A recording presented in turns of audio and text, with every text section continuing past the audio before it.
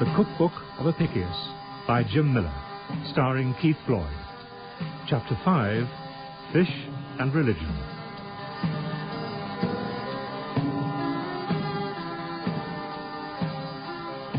Right, new scroll.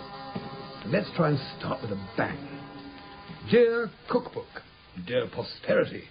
How does that sound, Felix? What? Sorry, well, ready for dictation. You know, I've been worrying about you lately, Felix. You never seem to have your mind on things. Get that quill sharpened. I have readers in centuries yet unborn, waiting for the fruits of my gastronomic knowledge. Whatever you say. I beg your pardon, Felix. Whatever you say, sir. Thank you very much. I don't know, you just can't get the slaves nowadays, can you? Sorry to say, dear reader, but bloody awful indigestion today. I think it must be the pine nuts again. We had a bit of a party last night, and I'm afraid I got as corked as a Celt and sprinkled pine nuts onto everything. Jove only knows the one tiny addiction I have. Well, apart from the demon venom, obviously, and I have to suffer crucifixion for it. My good friend Hector, of course, was very smug and righteous. You'll pay in the morning, Apicius. I wouldn't mind him telling me off as my doctor, which he is, but he has to bring his damn stoical philosophy into it. You are what you eat is his latest maxim. Frankly, I'd rather be a pine tree than a lentil bush, which is all the miserable sod ever seems to consume. No, Epicurus is the philosopher for me. Seek not so much pleasure, rather the avoidance of all pain. And if you are going to avoid all pain, you need a little... What's that Greek word again, Felix? Anesthetic. Right, pass the anesthetic, Felix. A medium dry red anesthetic. Splendid. That'll lubricate my nuts a bit. Anyway, enough philosophizing. Let's cook. Today, I want to show you a wonderful way of cooking mullet. I'm using red mullet, but if it's for dinner instead of a party, you could make it with trout, because mullet is on the expensive side. Trout. Used to be even worse, apparently.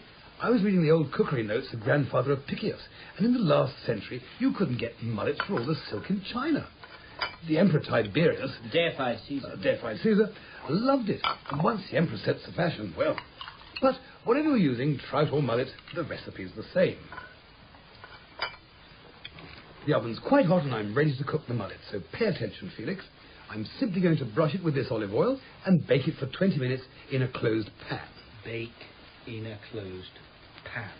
This is a good 3-pounder, as my good friend and Dr. Hector... Doctor, he's just a drugs dealer. You Greeks are so competitive with one another. What's wrong with drug dealing? It's a perfectly respectable and socially useful occupation. Hector's coming round later with his latest fiancée, some wealthy African lady by all accounts with looks as well as cash. Women do go for doctors, don't they? I suppose it's an easy way to get a new husband and the poison to get rid of the old one. The fish must be as fresh as possible, of course. This one here probably was fresh when Felix got it at the fish market this morning, but for some inexplicable reason it took him 3 hours to get home. So best shove it in the oven as quickly as possible. Naturally, you'll have a good, thick clay oven. I don't hold with these modern brick contrivances. And I'm using charcoal fuel. If you must use wood, use oak or something that won't smoke the food. You see, the sauce is the thing in this recipe, and we don't want any smoky flavours getting in the way. It's going to be a honey mint sauce. Mulus musus mentata. Rather catchy, don't you think? Now... Hang on. Mentata.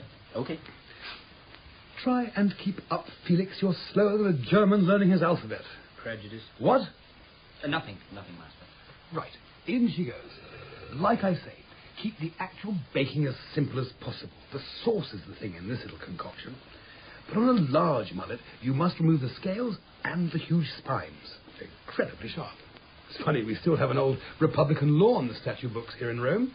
It says if you catch your wife having an affair with another man, you're legally entitled to insert a mullet into his posterior orifice and pull it out again with the spines up. Bit of an expensive way to get your own back, eh, Felix? Felix? Look, for Olympus's sake, Felix, what has got into you? I'm sorry, Master. I was just musing on the transmigration of souls and the concept of an immortal soul set against the infinite agonies of our earthly imprisonment. You what? Have you been learning Etruscan again? No, sir. I just saw an amazing trial going on this morning in the Julian Basilica in the Old Forum. So that's why my shopping was 3 hours late. You are a ghoul, Felix. You've been hanging around waiting for an execution again, haven't you? It was one of these Christian agitators they've been rounding up. One of their top men, too, called Ignatius of Antioch. Oh, not the Jesus people. I've heard of that shower. He was up on a charge of sedition, importing some Christian book into the city called the Apocalypse. Really? What was the verdict on this Ignatius wacko? Oh, straight into the Mamertine prison, awaiting execution. I bet that wiped the smile off his Christian cult followers. Quite the contrary, sir. The ones watching seem very pleased. They call it martyrdom, dying for the cause. And the fellow I spoke to said they were all gagging for a spot of martyrdom. Well, let's give it to them. Nero knew how to deal with these fruitcakes. Hello, Mr. Christian. Have you met my friend, Mr. Leo the Lion? Crucifixion's too good for these people. I blame Trajan. Hail Caesar. Hail Caesar. Since he's been away in the East on his foreign wars, law and order's gone olive-shaped in Rome. Felix, what's that you're reading? Oh, it's just a little pamphlet this Christian chap he sold me. He said he used to be a beggar, but the Christians got him back on his feet by getting him to sell this. Apparently he can keep a portion of the pamphlet's sale price for food for himself. It's called The Big Question. Does it have an astrology chart? No, master. I only read broadsheet pamphlets. Most of it's just Latin translations of this Ignatius fellow's Apocalypse book. I saw a beast emerging from the sea. Mark well the number of the beast, for it is a human number. Ha! I saw a beast emerging from the sea, and it was a red mullet. Put that away, slave, and take down this recipe. Dear Cookbook, now for the sauce. Use the following quantities for each fat mullet you're going to dress. A big pinch of mint, a small pinch of rosemary, and a baby pinch of coriander. Mint, rosemary, coriander. Into the mortar they go, with a few peppercorns. Peppercorns. I know peppercorns are costing you half your income, but until we conquer India, I'm afraid we'll just have to go on importing them at ludicrous expense. And finally, a spoon of dried lovage. You can substitute this fashionable celery stuff from Africa, but lovage is the real thing. I hope when my cookbook's published, folks won't criticize me for putting lovage in everything. I know it's common, I know it's virtually a weed, but us Romans were sticking lovage in stews long before we had a lick of salt, let alone a pinch of pepper. So, be patriotic, be a good Roman, love your lovage. Love your lovage. Right, that's the election speech over. Grind all the ingredients and mix them into a thick paste with honey, 2 or 3 spoons of honey. Make the mixture liquid with a little white wine, any cheap stuff. You're going to boil the booze out of it anyway, sadly. Into the sauce pot like so, and add a small cup each of first pressed olive oil and some fish juice. I'm out of fish pickles, so I'm using fish stock. I'm going to let it simmer gently to thicken it down. Lovage, 2 spoons honey oil, and fish stock. Okay, on the hob. Now pull up a stool and drink in the aroma. It's wonderful. And drink in a quick slurp as well. Not bad for a cheap Corsican cooking wine. Rather intoxicating. And the number of the beast is 666. I've warned you, Felix. Put that away. Although, right enough, 666 is an unlucky number. If I throw that, I'm off the backgammon board. Thought you said there was no astrology stuff in this religion. No, master. It's mainly more down-to-earth stuff. About doing away with money, helping the poor, and letting all the slaves go free, etc., etc. Wash your tongue, slave. I've never heard such sedition in all my life. If it's freedom you want, I'll take you to the forum tomorrow and set you free, straight away. Let's free all the slaves. Then hire the same blokes back again for a wage, and get a decent day's work out of them for a change. Slavery is the biggest invitation to complete indolence we Romans ever invented.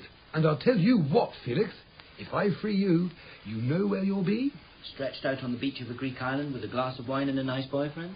More likely out poncing for a few denarii for rot-gut wine, then sleeping it off at night under the aqueduct. Or selling the big question. Or selling the big... Oh, don't be silly. How did they lure you into this Christianity nonsense anyway? The promise of free love, was it? Oh, no, it can't be that. You're a friend of Dorothea's, aren't you? I forgot. As it happens, Master Apicius, the Christians don't believe in any form of extramarital sex at all.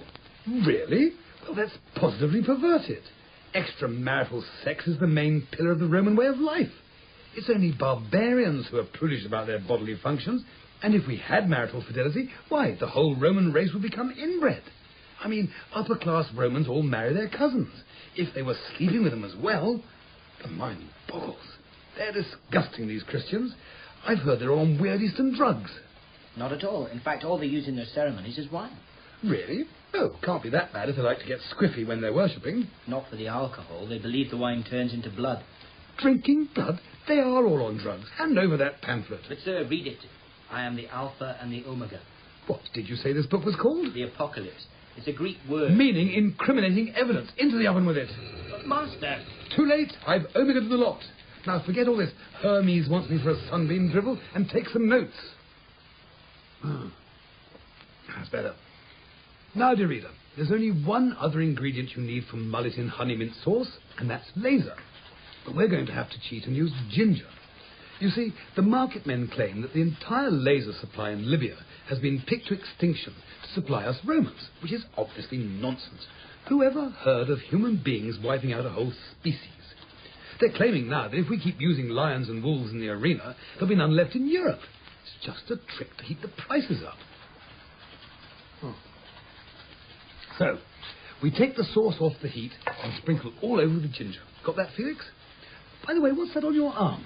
Oh, it's just a tattoo, Master. It's a fish. One of the Christian fellows I met did it for me. Apparently it represents their god Christus. So this Jesus was a fish, was he? Mars, give me strength. I don't think he's a fish. No, he's a kind of peace god. Surprise, surprise.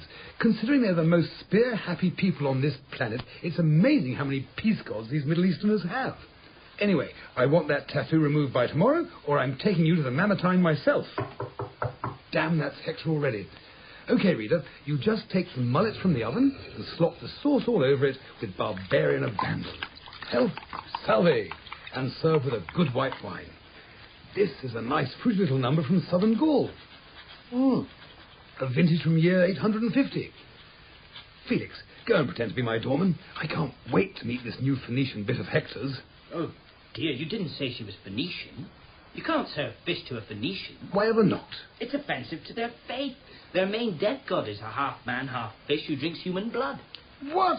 This fish, this religion, I've had enough of all of this. Just tell Hector and his girlfriend Dido I've gone out, and I'm going to sacrifice this mullet to Romulus. The god Romulus? Surely sir isn't gauche enough to believe in that old republican religion. No, Romulus next door's cat, you fool. He might appreciate a bit of red mullet. Here, puss.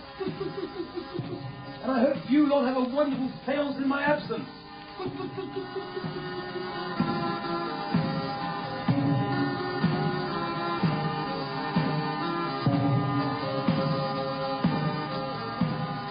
The Cookbook of Apicius starred Keith Floyd as Apicius and Alan Francis as Felix.